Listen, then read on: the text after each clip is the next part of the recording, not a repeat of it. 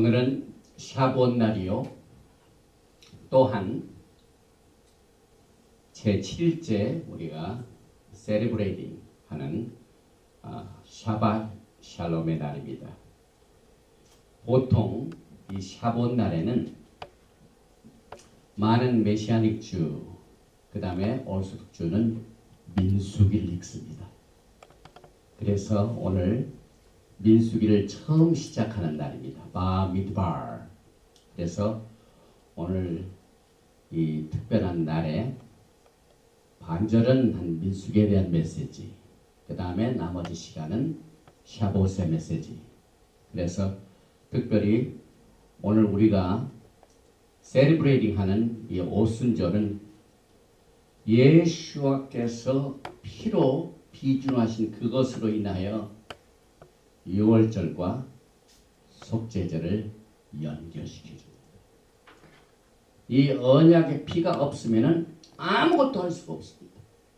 그래서 오늘 이 오순절의 메시지와 특별히 출애굽기 19장에 있는 언약식의 메시지로 같이 말씀을 나누기 전에 오늘 우리가 공부하는 또 이번 주부터 시작되는 이 민수기 첫 번째 이 토라 포션의 메시지의 제목은 베미드발 in the wilderness, 광야에서.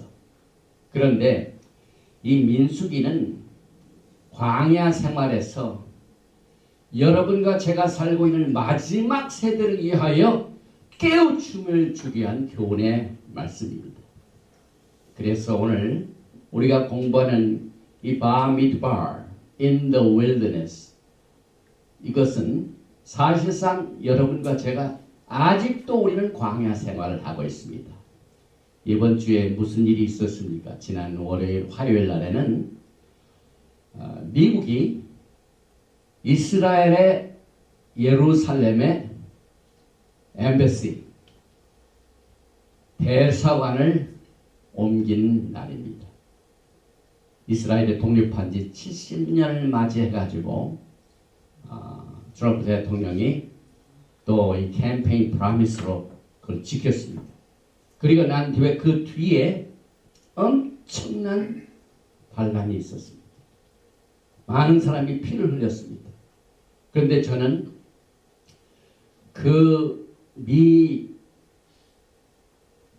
이스라엘 주재 미국 대사관, 예루살렘 대사관의 그 오프닝식을 하는 그 식을 제가 참관을 했습니다. 이 비디오를 통해 가지고. 그런데 놀라운 것은 성경 말씀이 많이 인용되고 이건 미국 대사관의 행사입니다. 전부 안 믿는 사람 혹은 믿는 사람 누가 누구지 모릅니다. 그러나 주체는 이스라엘 주재 미국 대사관입니다. 그런데 거기에서 그 식을 하는데 첫 번째로 개회식에 인도하는 기도가 우리 미국에서 가장 보수적인 이 베프티스트 계통의 목사님을 초청해다가 예수와의 이름으로 축복 기도를 시작했습니다. 그 다음에 orthodox주는 또 주대로 축복을 시작을 했습니다. 그리고 식이 다 1시간 20분 동안 마치고 난 뒤에 또 존 해기 목사님을 이 축도로 마쳤습니다. 그래서 이 일국의 대사관이 옮기는 일에 그 개회식에 목사님들이 초청돼 가지고 이스라엘에서요 예수와의 이름으로 축복 기도를 하고 그 다음에 그 중간에 특별 시간이 있었는데 그 찬양을 하는 분이 그 찬양의 제목이 뭐냐면 할렐루야입니다. 할렐루야. 이 할렐루야는 히브리어를 모르는 사람이다 할지라도 전 세계에 퍼져 있는 사람이 전부 다 할렐루야를 합니다. 그래서 사실상 우리는 성경적으로 볼 적에 유다는 에프라임이 반드시 도와줘야 완성을 이룹니다. 그동안 예루살렘이 수도이지만은 저 텔아비 상업 도시에 있었습니다. 그리고 어느 누구도 그 수도에 대사관을 하려고 하지 않습니다. 왜냐하면 너무 반대가 심하기 때문에. 그런데 사실상 1948년도 이스라엘이 독립했을 때도 제일 먼저 이스라엘의 독립을 인정한 나라가 누굽니까? 미국입니다. 에프라임입니다. 그래서 1948년 독립할 때도 에프라임이 독립을 인정한 이것이 큰 시작이 되었고 70년 후에 예루살렘에 미국의 대사관이 옮기는 것도 에프라임이 와가지고 엠베시를 옮겨주니까 유다가 제대로 모습을 갖추게 됩니다. 그래서 사실상 지금 이 시간에도 예수께서는 전 세계에 흩어져 있는 에프라임을 다시 말하면 잃어버린 열 지파를 찾고 계십니다. 그런데 이와 같은 훈련을 다 어디서 이루어지냐면은 이게 전부 광야 생활에서의 훈련입니다. 그래서 오늘부터 시작되는 이 베미드바 민수기를 통하여 여러분과 저는 무엇을 우리가 배우게 됩니까? 사실상 이 광야 생활을 보면은 굉장히 실망스러운 일이 많습니다. 사실 이 민수기는요, 이스라엘이 애굽을 떠난 지 2년째, 그 다음에 2개월째 첫째 날에 이 민수기가 주어졌습니다. 그건 무엇을 의미하냐면은 출애굽기 19장에서 언약을 잘 지켰더라면은 민수기가 필요 없는 책입니다. 그런데 금송아지를 숭배하는 것 때문에 사실상 그들이 약속의 땅에 정상적으로 들어가지 못하고 40년 동안을 훈련을 필요로 했습니다. 이와 똑같은 것이 이 마지막 때에 여러분과 저에게도 적용이 됩니다. 그래서 이 광야 생활에서 우리는 말세의 교훈을 받게 되는데요. 그럼 어떤 교훈을 우리가 마지막 때 받아야 될까요? 의문이 생깁니다.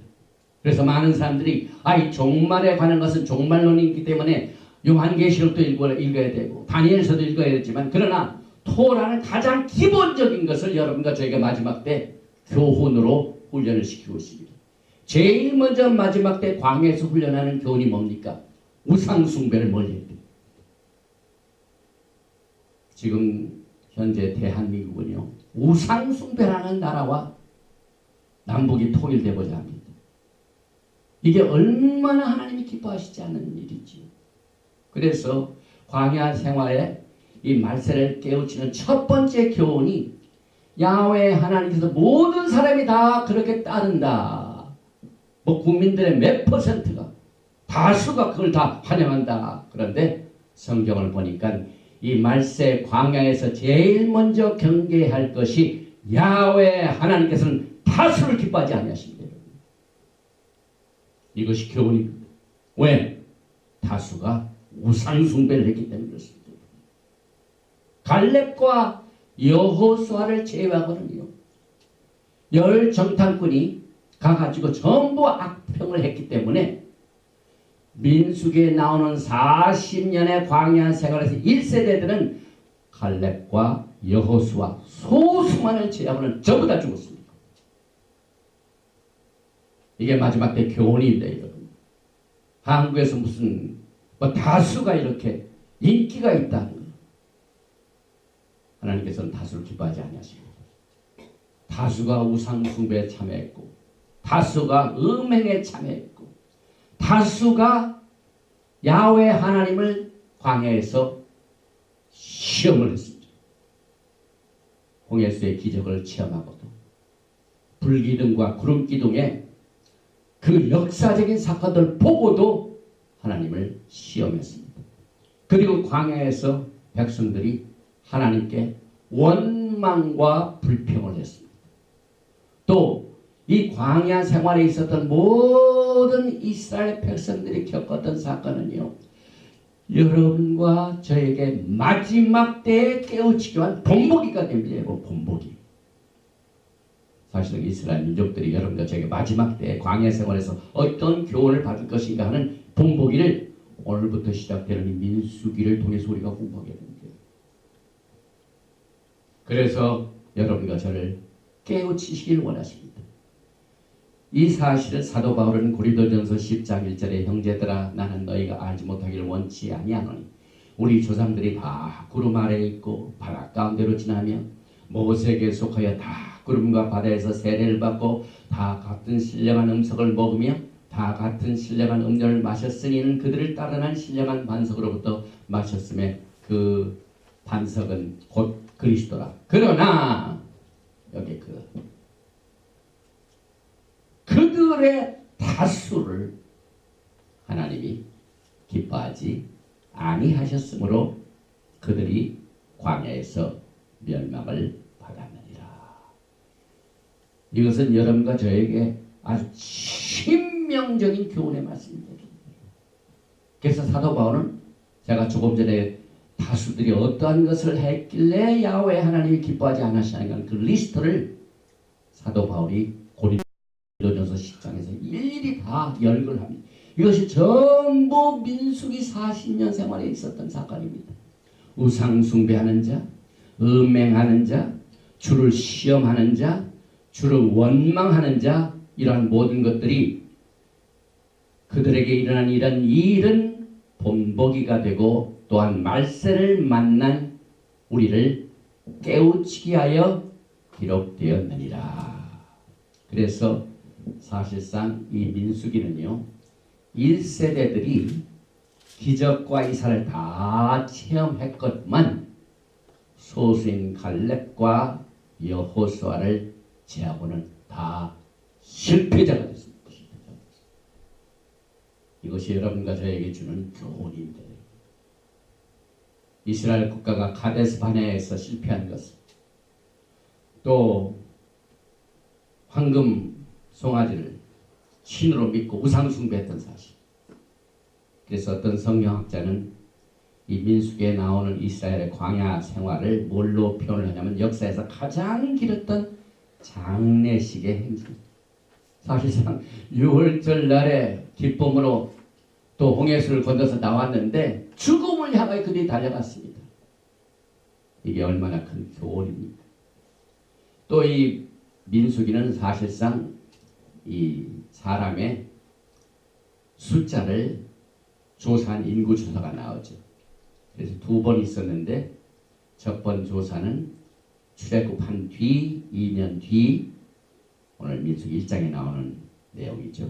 그 다음에 두 번째 조사는 38년 뒤에 신세대들이 가나안 땅에 들어가기 직전에 이루어졌습니다.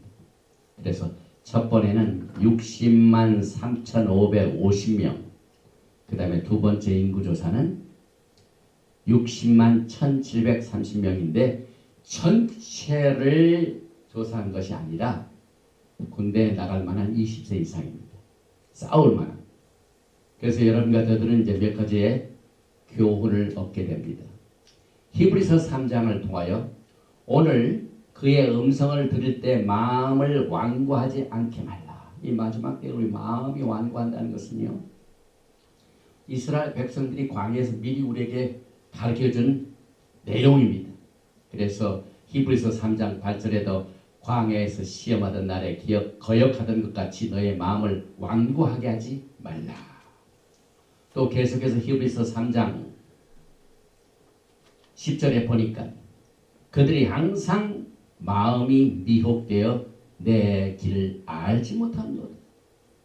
수많은 사람들이 하나님의 길을 분별하고 따라가야 되는데 알지 못합니다.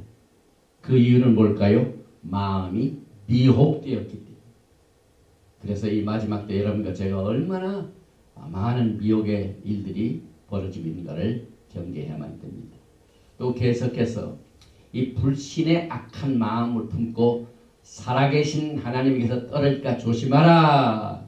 이것도 강력한 교훈 중에 하나입니다. 그래서 히브리서 3장 19절에 이러보건대 그들이 믿지 아니함으로 능히 들어가지 못한 것이라.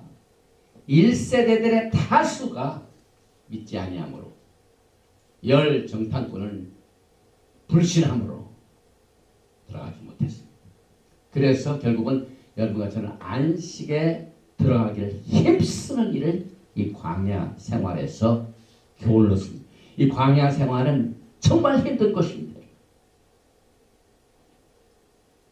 환영받는 것이 못됩니다. 그래서 여기에서 필요한 것은 여러분과 저에게 샬롬이요 안식입니다. 그래서 히브리서 기자는 4장 11절에 그러므로 우리가 저 안식에 들어가기를 힘쓸지니 사실상 샤밧 날을 지키는 것은 안식에 들어가기를 힘쓰는 연습입니다. 그 다음에 우리가 항상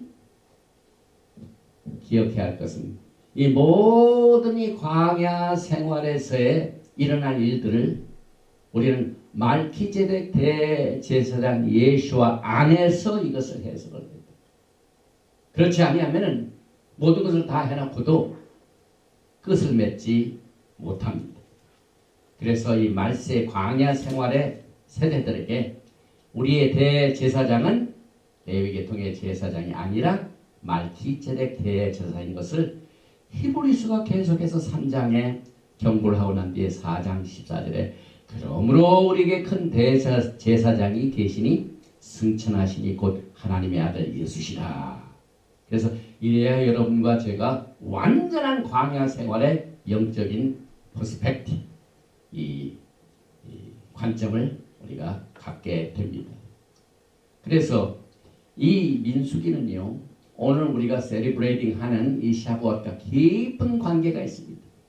그 이유는 이 오순절에 사실상 언약을 체결하고 난 뒤에 그 언약이 어겨졌기 때문에 뭐가 시작이 됐습니까? 광야 생활이 시작이 됐습니다. 언약을 잘 지켰더라면 40년보다도 훨씬 빠르게 안식에 들어갈 뻔했었는데 그것을 하지 못한 것이 얼마나 참 이스라엘 백성과 우리들에게 경고가 됩니까? 그래서 여러분과 저는 이 마지막 때에 이 민수기를 통하여 이제 앞으로 한 10번 이상을 우리가 공부하게 되는데 이 발 미드바 이 광야는 사실상 아무도 찾아오는 자가 없기 때문에 우리는 하늘을 통하여 만나를 얻게 되고 또 메추라기를 얻게 되고 또 문이 되시는 예수아를 우리가 이 광야에서 반석으로 계신 예수아를 만나는 특별한 시간입니다. 그래서 이제 오늘 오순절에 사건이 있었던 실제적인 사건의 그 출애굽기 19장의 내용을 한번 제가 읽어보겠습니다. 모세가 출애굽기 19장 3절입니다.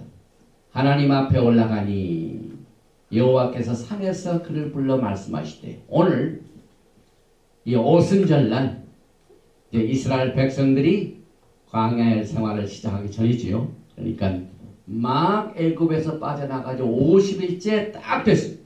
오멜 개수를 딱 오늘 사실상 오멜 개수 49일이고 해가 지면서부터 오멜 개수 50일이 되면서 오늘 오순절이 시작이 되죠. 그래서 여호와께서 산에서 그를 불러 말씀하시더니 이같이 야곱의 집에 말하고 이스라엘 자손들에게 말하라. 내가 애굽 사람에게 어떻게 행하였음과 내가 어떻게 독수리 날개로 너희를 업어 내게로 인도하였음을 너희가 보았느니라. 세계가 다 내게 속하였나니 너희가 내 말을 잘 듣고 내 언약을 지키면 민수기가 왜 생겼다고요? 여기에서 떨어졌습니다. 그리고 계속해서 이 언약을 지키면은 여기에 너희는 모든 민족 중에서 내 소유가 되겠고 너희가 내게 대하여 제사장 나라가 되며 지금 이 민수기의 현실로 보면은 제사장 나라가 아니라 제사장을 둔 나라입니다. 제사장 나라로 딱 언약을 맺었는데 그 언약이 깨졌기 때문에 광야의 훈련이 필요합니다. 또 이 제사장 나라뿐만 아니라 거룩한 백성이 되리라. 어떻게 거룩한 백성이 된 사람들이 황금송아지를 신으로 여기고 섬기게 됩니까? 그래서 오늘 우리는 이 샤봇 날에 우리의 오리지널 언약이 어떻게 이루어졌는가? 이 언약서가 얼마나 중요합니까? 그래서 이 프로포스를 이렇게 받고 난 뒤에 출애굽기 19장 8절에 백성이 일제히 응답하여 이르되 야훼께서 명령하신 대로 우리가 다 행하리이다. 왜 민수기가 생겼습니까? 다 행하리다 해놓고 행하지를 않았기 때문에 이 씁쓸한 쓴물의 광야 생활이 시작된 겁니다. 이게 얼마나 여러분과 저에게 리얼하게 경고를 주고 있습니까? 또 이 오리지널 언약 속에 보니까 출애굽기 24장 8절에 모세가 그 피를 가지고 백성에게 뿌리며 이르되 이는 야훼께서 이 모든 말씀에 대하여 너희와 세우신 언약의 피니라. 오늘 이 샤봇은 유월절과 속죄절을 연결시키는 연결고리라고 했습니다. 연결고리가 어떻게 이루어집니까? 지금 7가지 절기 중에 우리가 반절쯤 와 있죠. 그래서 봄절기는 셋, 그 다음에 가을절기는 셋. 그래서 가운데 이 샤봇이 딱 있는데 이 샤봇이 봄절기 셋과 가을절기 셋을 연결시키는데 어떤 힘이 이것을 연결시킬 수가 있습니까? 이것은 오직 언약의 피에 비준밖에 없습니다. 이 언약의 피에 비준이 없으면 개런티가 안 돼요. 그래서 실제 우리는 이 샤봇 날에 이 언약을 그 피를 가지고 이렇게 비준한 내용이 분명하게 기록되어 있습니다. 그럼에도 불구하고 이 언약이 깨졌어요. 이 언약의 피를 거절했습니다.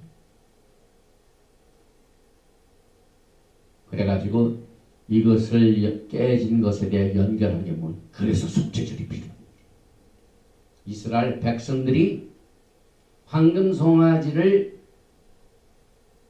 하나님이라고 섬기는 그 죄를 속죄하게 한 것이 이 속죄절의 피가 필요합니다. 그래서 언약의 피가 이것을 연결해 줍니다. 그리고 계속해서 출애굽기 24장 11절에 그들이 피의 비준을 맞추고 난 뒤에 하나님이 이스라엘 자손들의 존귀한 자들에게 손을 대지 아니하였고 그들은 하나님을 뵙고 먹고 마셨더라. 그래서 여러분과 저는요, 우리가 매년 한 번씩 오순절에 이 특별한 절기를 지키면서 항상 우리 마음 가운데 새기고 우리가 붙들어야 할 내용이 이 오리지널 언약의 내용을 우리가 다시 새겨보는 것입니다. 그래서 사실상 이 오순절 날에 똑같이 무슨 사건이 벌어졌으며 이 사도행전 2장에 보면은 전 세계 사람들 가운데 절기를 지킨 사람들이 전부 예루살렘으로 모였는데 그날이 무슨 날입니까? 오순절입니다. 오늘과 같이 우리 똑같이 오순절 지키러 예루살렘에 모였습니다. 그런데 급하고 강한 바람 같은 혀가 갈라지는 것이 쫙 임하여 성령이 임해가지고 거기에 참석한 모든 사람 한 사람 위에 막 불이 임했습니다. 그래서 성령님이 임하셨습니다. 그런데 그 전에 무슨 사건이 있었냐면은 사실상 예수께서 죽으시고 부활 승천하시기 전 40일 동안 제자들에게 하늘나라에 대한 강론을 하시고 올라가셨죠. 그런데 그 40일간이 뭡니까? 초실절 뒤에 오멜개수 1일, 2일, 3일, 4일 그래서 40일째 예수께서 마치시고 승천하셨습니다. 오멜개수 계산도 예수님께서 이 땅에 계시는 동안 그 오멜개수 하시면서 이스라엘 백성들에게 하나님 나라에 대한 강론을 하셨습니다.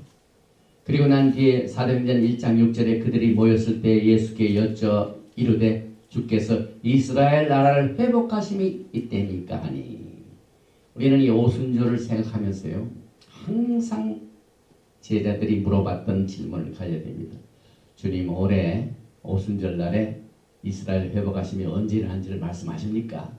계시하십니까? 이 질문을 가지고 있어요. 이때 대답하신 내용이 사도행전 1장 7절에 이렇게 기록됩니다. 이르시되 때와 시기는 아버지께서 자기의 권한에 두셨으니 너희가 알 바 아니요 오직 성령이 너희에게 임하시면 너희가 권능을 받고 예루살렘과 온 유대와 사마리아와 땅끝까지 이르러 내 증인이 되리라 하시니라. 그리고 난 뒤에 하늘 올라가셨습니다. 저는 이 말씀을 읽으면서 우리는 지금 증인이 되는데 우리가 무슨 증인입니까? 우리가 오순절의 컨텍스트를 잘 깨닫게 되면은 내가 어떠한 증인이 주님 오시는 그날까지 되어야 되는가 하는 것을 저절로 깨달을 수가 있습니다. 그런데 이 오순절의 내용의 컨텐츠를 우리가 이해하지 못하면 전혀 다른 증인이 됩니다. 그래서 증인의 역할이 오리지널 이 오순절날 주신 내용에서 우리가 깨닫지 못하면 피트가 안 맞는 증인이 됩니다. 사실상 제 첫 번째 있는 오순절날에는 이스라엘 백성과 모여놓고 언약을 맺었습니다. 거기에는 12지파가 다 있었어요. 그런데 세월이 흐르고 또 가나안 땅에 데리고 난 뒤에 나라가 되고 난 뒤에 저 북쪽은 흩어져 720년에 저 아수르로 잡혀가고 남쪽은 580년에 다 흩어져 버렸어요. 그런데 사도행전 2장에는 그 흩어진 백성들이 다시 오순절 날에 이 절기를 지키기 위하여 모였습니다. 그리고 정말 방언을 통하여 하나님의 성령이 그들의 입을 잡았습니다. 그래서 우리는 이 마지막 때에 어떤 증이 되냐면 주님께서는요 흩어진 이스라엘의 백성들을 모시는 이 사역에 예수님께서 하신 것을 증인해야 됩니다. 그래서 제가 오늘 메시지를 나누기 전에 공교롭게도 이 5월 14일 날 이스라엘 70년 건국 기념에 예루살렘 US 엠버시가 옮겨진 것이 사실상 유다의 집의 수도가 예루살렘입니다. 그런데 예루살렘에도 불구하고 거기에 각국의 대사관이 거기에 있지 아니하고 엉뚱한 텔아비브에 있었습니다. 그런데 70년 만에 70년 전에 트루만 대통령이 이스라엘을 제일 첫째로 전 세계에서 이스라엘 국가로 선포를 했습니다. 그래서 항상 유다는 에프라임이 도와줘야 완성이 됩니다. 나라가 독립이 됐지만은 누가 인정을 해줘야죠. 에프라임이 해줬어요. 이번에 대사관도 똑같아요. 70년 만에 그때 70년 전에는 트루만 대통령이고 70년 후에는 트럼프 대통령. 이 대사관을 옮겼습니다. 그리고 대사관을 옮긴 그 세리브레딩이 정말 이 목사님들 모셔다가 이거 한다는 것은 기적적인 기적이에요. 사실상 우리 대한민국의 미국 대사관이 또 이스라엘 대사관이 옮겼다고 해서 거기에 목사님들 모셔다가 축도하고 그런 식이 어디 있습니다. 대한민국에서. 또 다른 나라가 어디 있습니까? 그래서 이 오순절에 주님께서는 전 세계에 흩어지는 이스라엘 백성들 하나로 모아서 그의 오심을 준비케 하는 이것을 위하여 여러분과 제가 증인이 되어야 돼요. 다시 말하면 이스라엘 나라의 회복을 위한 증인이 여러분과 제가 이 마지막 때의 사명을 받았습니다. 그런데 오늘 이 출애굽기 19장 6절에 하나님 나라에 대한 것이 어떻게 소개됩니까? 예수님께서는 하나님 나라에 대하여 이스라엘의 회복을 위하여 제자들에게 40일 동안 강론하셨는데 오리지널에 뭐가 나옵니까? 그게 또 여전히 하나님 나라입니다. 나라, 킹덤. 19장 6절이죠. 슈모트, 출애굽기 19장 6절에 너희가 내게 대하여 제사장 나라가 되고 맘라카 제사장은 제사장인데 킹덤 오브 프리스트네 이런. 우리 이스라엘의 회복은 킹덤 오브 프리스트가 회복돼요. 오리지널 출애굽기 19장에서 주신 제사장 나라를 회복하시는 것을 위하여 주님께서 흩어진 12지파를 모으십니다. 그래서 이 거룩한 백성 고이 카도시, 그래서 여러분과 저는 이 6월절과 이 오순절을 연결시키고 또 오순절이 가을절기에 있는 속죄제를 연결시키는 것은 예수께서 이것에 피를 흘리셨기 때문에 그 피의 비준 때문에 이게 연결이 됩니다. 그래서 여러분과 저는 이 샤봇까지 우리가 그동안 뭘 했었죠? 오멜 개수를 했습니다. 오멜 개수. 무슨 사건도요. 우리가 그냥 있다가 딱 맞이하면은 별로 익사이팅하네요. 그런데 카운트다운이 시작되면은 예를 들면은 저 휴스턴에 있는 그 스페이스 그 센터에서 그 카운트다운 할 적에 10, 9, 8 해가지고 영으로 딱 할 때 사건이죠. 이 오순절은요 오멜 캐스를 통해 카운트다운을 합니다. 예수님께서는 이 오멜 캐스 동안 승천하시기 전에 하나님 나라에 대해 제사장 나라에 대해 회복을 했습니다. 그래서 여러분과 제가 이렇게 매년 이 오멜 개수를 통하여 오늘 49일을 마치고 50일째 오순절이 되는 것은 하나님 제사장 나라의 훈련입니다. 그래서 이 교회 자체도 우리는 사도행전에서만 시작된 게 아니라 토라에서는 제가 지난번에도 강조했듯이 창세기 28장 3절에 나오는 전능하신 하나님이 내게 복을 주시어 내가 생육하고 번성하게 하여 내게 여러 족속, 여기 여러 족속이 Church of the People입니다. 카할, 여러 족속이 아니라 교회입니다. 그래서 전 세계에 있던 이 교회가 사실상 이 창세기 28장에 나오는 말씀 중에서 처음 시작된 이 야곱의 총회, 회중, 그 다음에 족속, 여러 족속 이렇게 번역이 됩니다. 그리고 예수께서는 누가복음 1장 33절에 영원히 야곱의 집을 왕으로 다실 것이고 그래서 야곱의 킹덤, 이스라엘 나라의 회복, 제사장 나라 이것이 전부 여기 야곱의 집에 이게 같이 붙어 있습니다. 그래서 이 야곱의 집을 이스라엘 나라에 회복된 이스라엘 나라를 하는 야훼 하나님께서 예수아로 하여금 왕으로 다스리게 하셨습니다. 여기 보니까 그 나라가 무궁화라고 했죠. 여기는 야곱의 집이 있지만 무궁화는 뭡니까? 그 나라가 오늘 제사장 나라 사도행 2장에는 이스라엘 회복하심이 이때신입니까? 출애굽기 19장에 나오는 제사장 나라 이게 전부 예수와 안에서 이스라엘 회복하시는 하나님의 마지막 때의 사역이십니다. 그래서 여러분과 저는 특별히 이 오순절날 우리가 절대로 잊지 말아야 될 것은요. 이 오리지널 언약식 자체가 뭡니까? 정원식입니다. 정원식. 신랑과 신부가 만나서 이 언약을 맺고 그 언약을 기록하고 피로 비준하고 그 다음에 셀레브레이트 먹고 마시고 이걸 통하여 여러분과 제가 주님과 정언을 했습니다. 그래서 이 히브리 성경을 통하여 우리는 결혼을 두 단계로 보죠. 그래서 결혼 첫째 단계는 약혼 단계. 이것을 우리가 뭐라고 얘기하냐면 에루신이요. 에루신. 그 다음에 두 번째 단계는 육체적인 동거 단계인데 이것을 내수인이라고 합니다. 그래서 에루신 첫째, 내수인 둘째. 그런데 출애굽기 19장은 에루신입니다. 이제 주님께서 오시게 되면은 여러분과 제가 어떻게 됩니까? 육체적으로 동거하기 때문에 에루신에 있던 신부들이 주님과 동거하는 동안 바로 내수인으로 넘어갑니다. 그래서 지금도 이스라엘 보면은 우리 유다 형제들이 결혼할 때 어디 밑에서 결혼합니까? 그게 후파가 있죠. 후파는 뭔 줄 아세요? 신랑 신부가 그동안 따로 살았었어요. 결혼하기 전에. 그런데 내수인 날, 결혼하는 날 어디 밑으로 온다고요?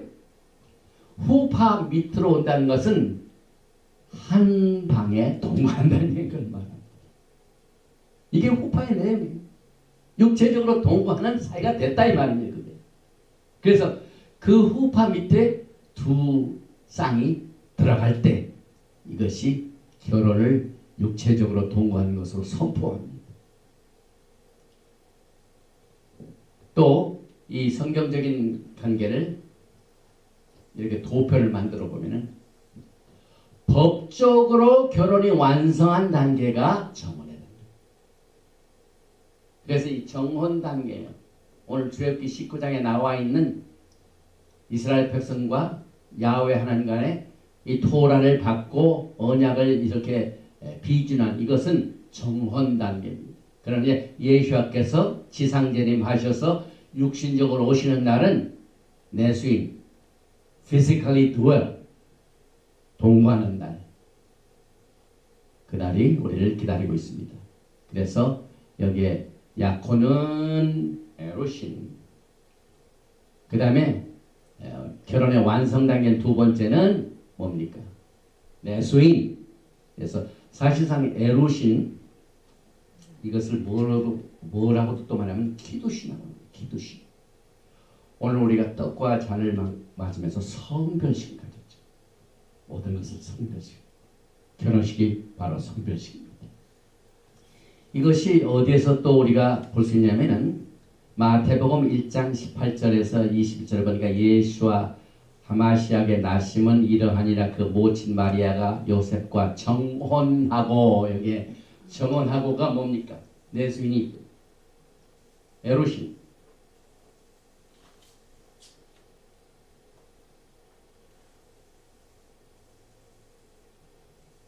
여기죠? 마리아가 요셉과 에로신하고 정혼하고. 이건 법적으로 완전한 부부관계입니다. 그래서 조셉과 미리암은 이미 에로신으로 결혼했는데 그 관계가 깨지게 하면 법적으로 해야 돼요. 그냥 없던 걸로 합시다. 이게 안 됩니다. 반드시 식을 통하여 이게 캔슬이 됩니다. 그렇지 아니하면 이것이 캔슬될 수가 없습니다. 그래서 우리는 계속해서 레위기 19장 20절에도 이 정혼이 나오죠. 만일 어떤 사람이 다른 사람과 정혼한 여종, 토라에 계시된 정혼이죠.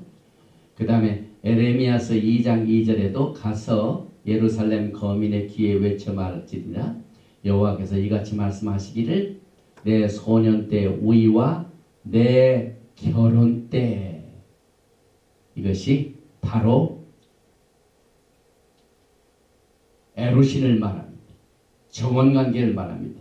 그런데 히브리어로 신부를 뭐라고 하냐면 칼라랍니다. 칼라.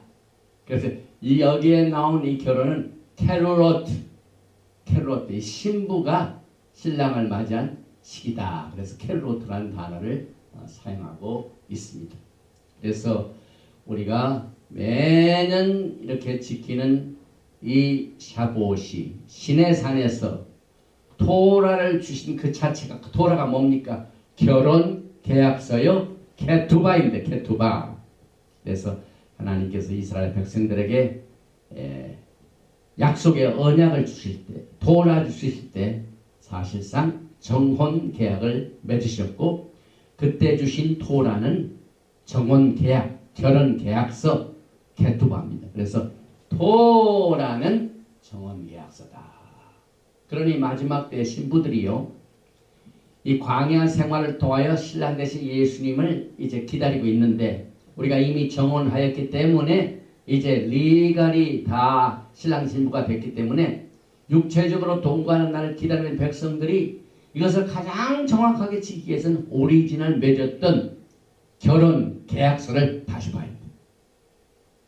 그래서 이 샤본 날에 주님과 우리 사이에 맺어놓은 결혼 계약서가 무엇인가를 다시 한번 우리가 살펴보면서 주님의 오심을 기다리게 됩니다. 그리고 과거에 이스라엘 백성들이 예수 앞에서 내 언약을 다 지키면 너희가 거룩한 나라가 되고 나의 제사장 나라가 되고 하고 이렇게 프로포즈 했을 적에 그때 이스라엘 백성들이 다 환영하고 받아들였습니다. 여러분과 저도 예수를 받아들일 적에 다 예수님을 환영하고 받아들였기 때문에 예수님께서 우리의 구세주가 되셨습니다. 그래서 오리지널 계약서에는 이렇게 되어 있습니다.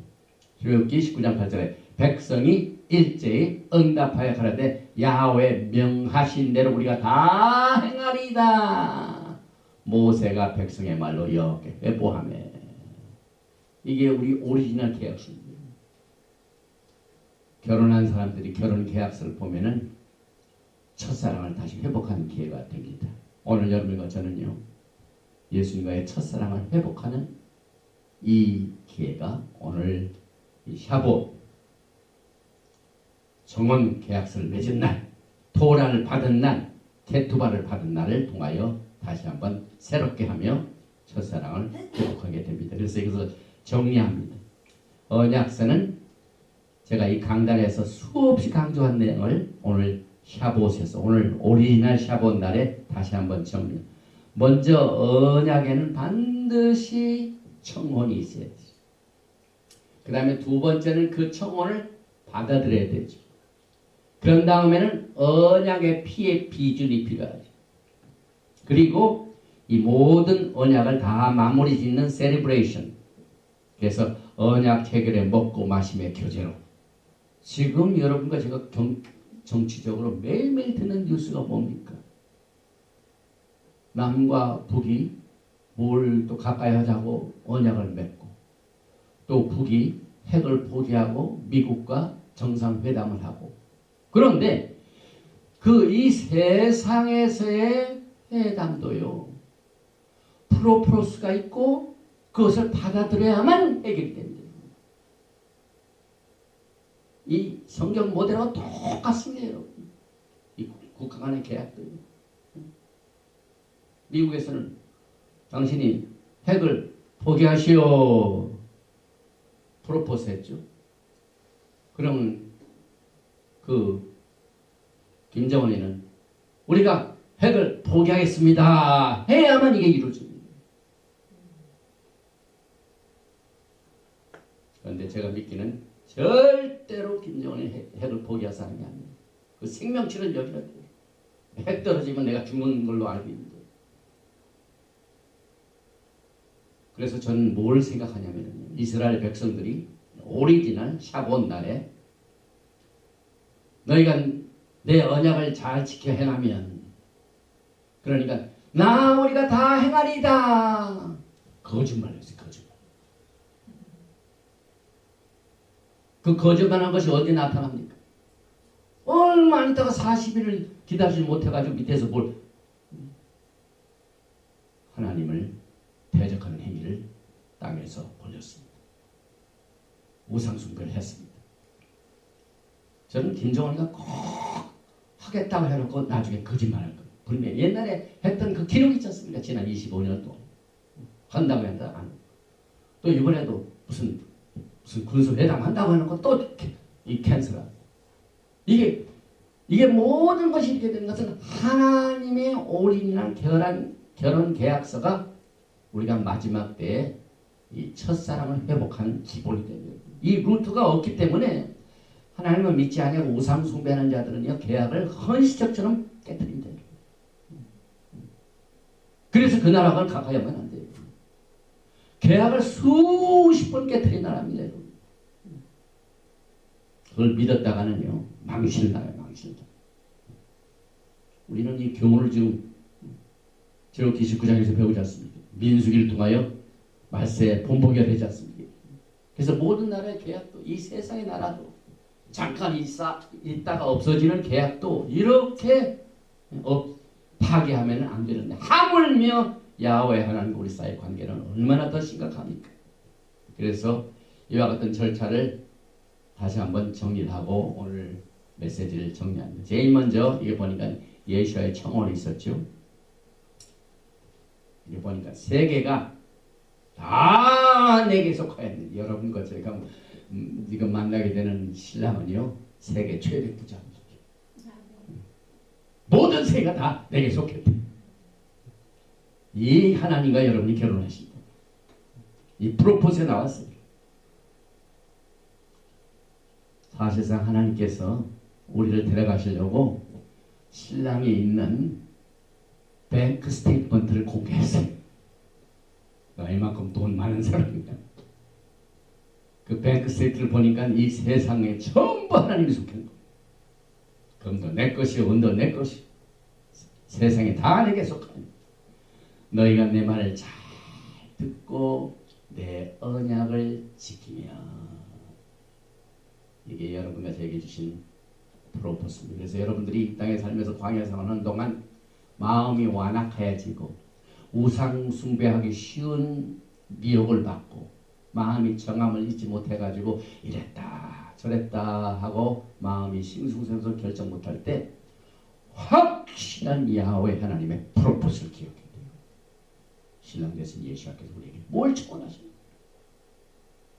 이걸 받아들입니다. 그리고 난 뒤에 수락은 초기의 수락이 있고 최종 수락이 있는데 이 수락한 것을 이 출애굽기에 굉장히 강조를 합니다. 네, 우리가 준행하겠네 한 번만 한 게 아니에요. 우리가 꼭 그대로 지키겠습니다 하는 것이 출애굽기 19장 7절에 있고 8절 19장 8절 백성이 일제히 응답하여 이르되 여호와께서 명령하신 대로 우리가 다 행하리다. 그리고 이 행한다는 말을 모세가 백성의 말로 여호와께 전해줬습니다. 중간 역할을 했죠.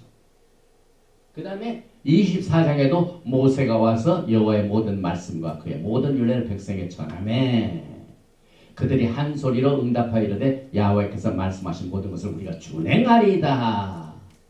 준행한다.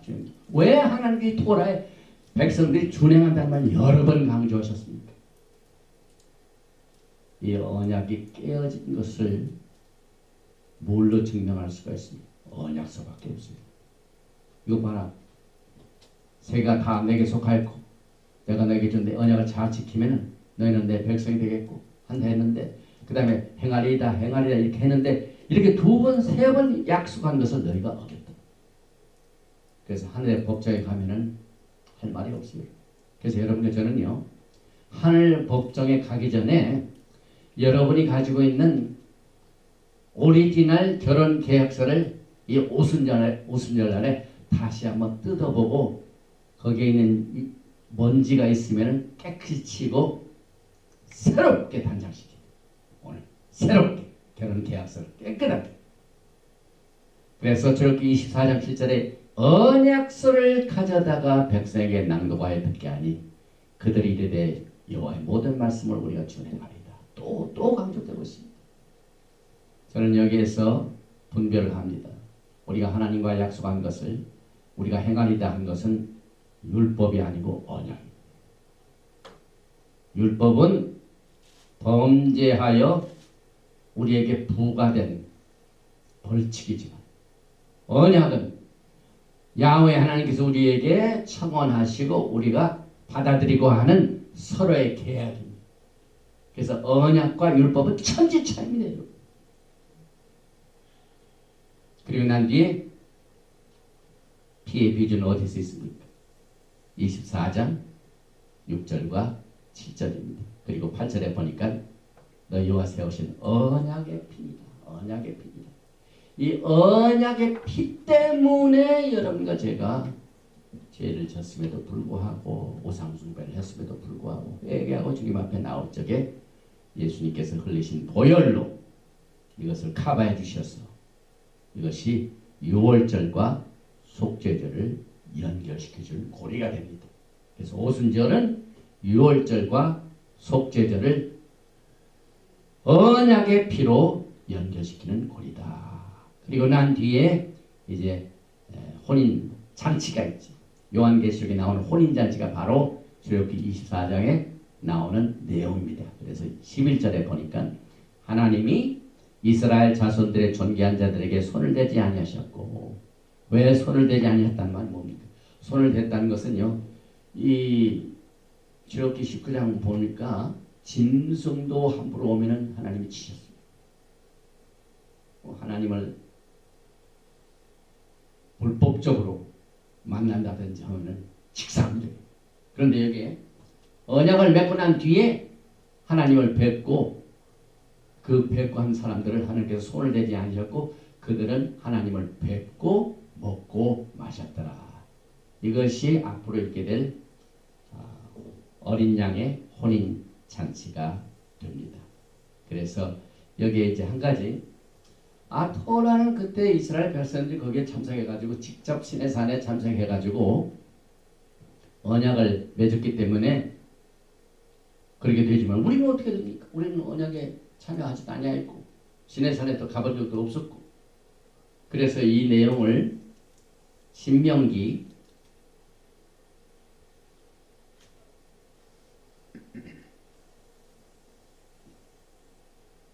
'신명기 말씀 29장입니다. 여러분들이 오늘 이 결혼식 날에 오시는 전에 이것을 반드시 기억하시기 바랍니다. 신명기 29장 14절에 내가 이 언약과 맹세를 너희에게만 세운 것이 아니다. 이게 누굽니까? 지금부터 3,500년 전에 이스라엘 백성들 시내산에 지금 오늘 순간에 다 모였죠. 거기에 서 있던 사람입니다. 모세를 비롯하여 또 이 레위 족속들, 그 다음에 12지파들 전부가. 그런데 신명기 29장 15절에 오늘 우리 하나님 여호와 앞에서 우리와 함께 여기 서 있는 자와 오늘 우리와 함께 여기 있지 아니한 자에게까지니이다. 그래서 여러분들이 설 자리가 있습니까? 없습니까? 여기에 계신 분은 3,500년 전에 그 오리지널 언약식에 한 사람도 참석하지 못했어. 그런데 오늘 이 말씀에 여기 서 있는 자뿐만 아니라 여기 있지 아니한 자입니다. 믿음으로 언약을 맺은 자 다 여기에 참여하게 됩니다. 그래서 도표에 시내산에서 오리지널 출애굽기 19장의 오리지널 언약서의 첨언서, 그 다음에 수락서, 그 다음에 피의 비준, 그 다음에 먹고 마심의 이 과정을 통하여 여기에 참여한 자들은 어떻게 구성이 되냐면은 그때 육신의 몸으로 함께 있었던 자와 직접 들은 자입니다. 그러나 함께 거기에 있지 않냐는 여러분과 제가 반드시 여기에 포함이 됩니다. 그래서 예수와께서 시내산에서 오셨다는 말씀이 신명기에도 나옵니다. 신명기 33장 2절에 일러스되 여호와께서 시내산에서 오시고. 시내산에서 뭐 때문에 오셨습니까? 예수께서 여러분과 저에게 청혼을 하시고, 그 다음에 청혼한 것을 받으시고, 그 다음에 언약의 피로 비준하시고, 그 다음에 먹고 마시고, 이걸 위해서 오셨습니다. 그리고 이제 마지막 때는 세일산에서 일어나시고 바란산에서 뵈시고 1만 성도 가운데서 강림하셨고, 이게 이제 주님의 재림을 말하죠. 그래서 유다서에도 1장 14절에 아담의 칠대선 에녹이 이 사람들에 대하여도 예언하여 이르되 보라 주께서 그 수만의 거룩한 자와 함께 임하셨나니. 그것이 전부 시내산에서 오신 예수와를 여기에서 우리가 그 계시로 깨닫게 됩니다. 그래서 신명기 33장의 1만 성도, 유다서 1장 14절에 수만의 거룩한 자, 똑같은 말입니다. 그리고 오늘 여러분과 제가 오순절 날 언약식에 참여한 이 언약책은 왕실토라요 최고의 법입니다. 최고의 법. 이 신약서에 나옵니다. 신약 브릿 가라시아에 나옵니다. 야고보서 2장 8절에 너희가 만일 성경에 기록된 대로 내 이웃 사랑하기를 내 몸과 같이 하라 하신 최고의 법을 지키면 잘 하는 것이거니와. 그래서 우리는 오늘 이 시간에 왕실 토라를 다시 한번 출애굽기 19장을 통하여 다시 한번 밝혀봅니다. 그리고 이 왕실 토라의 가장 핵심이 되는 것을 사도 바울은 에베소서 2장 12절에 약속의 언약이라고 했습니다. 그래서 성경에 수많은 언약이 있지만은 약속의 언약은 출애굽기 19장에서 이루어진 왕실 토라입니다. 에베소서 2장 12절에 그때 너희는 그리스도 밖에 있었고 이스라엘 나라 밖의 사람이라 약속의 언약들에 대하여 외인이요. 그래서 여러분과 저는요, 이 기업을 유업으로 받는 자는 약속을 받은 자다. 뭐 율법을 지켜서 그런 게 아니에요. 이렇게 다릅니다. 그래서 갈라디아서 3장 18절에 만일 그 유업이 율법에서 난 것이면 약속에서 난 것이 아니니라.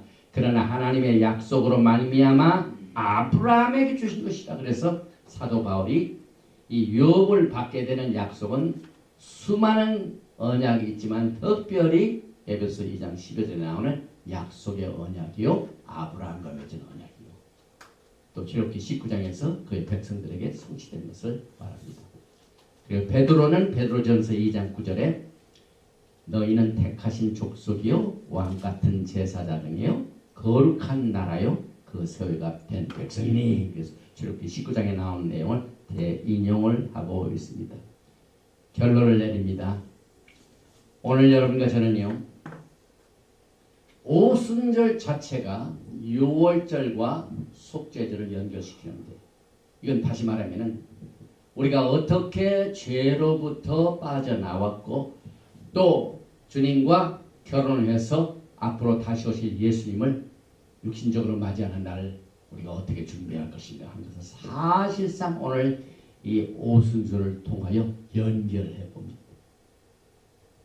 결국 여러분과 저는 이제 이 오순절의 사건을 우리의 마음속에 뜨겁게 새겨질 수 있도록 사도행전 이전에 성령의 오심을 허락하셨습니다. 그 사도행전 2장에 보니까 성령이 오시니까 어떻게 됩니까? 사도행전 2장 4절에 그들이 다 성령의 충만함을 받고 오늘 이 시간 여러분과 저는요 이 샤봇의 날에 성령의 충만함을 받는 하나님의 은혜가 필요합니다. 그렇지 아니하면은 이 광야 생활에서 여러분들이 다수가 돼가지고 하나님을 기쁘시지 못하게 합니다. 하나님이 다수를 기뻐하지 아니하셨습니다.